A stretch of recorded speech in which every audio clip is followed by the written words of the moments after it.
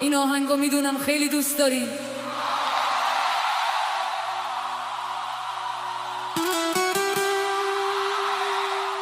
بریم با هم بخونیم لحظه خداحافظی، کار قشنگ خانم همیرا.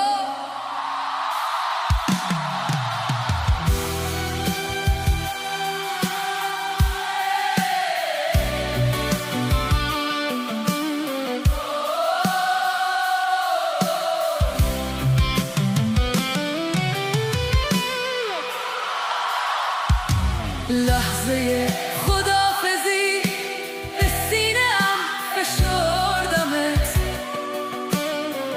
اشک چشمام جاری شد، دست خدا سپردمت.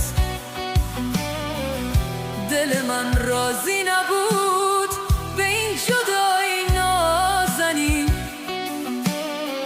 عزیزم منو ببخش اگه یه وقت آزردمت. گفتی به من غصه نخور، میرم و برمیگردم، هم سفر پرستوها میشم و برمیگردم.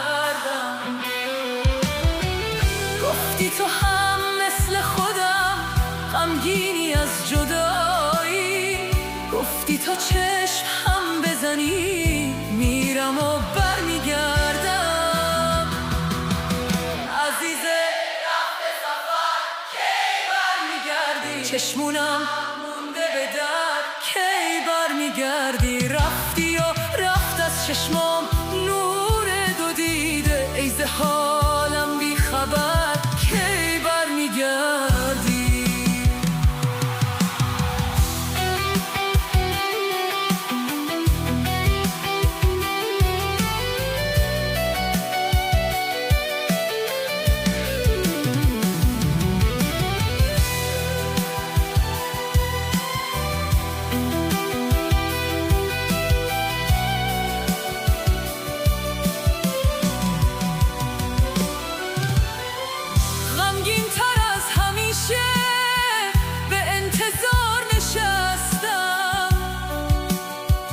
پنجره امیدم و هنوز به روم نبستم، پرستوهای عاشق به خونشون رسیدم.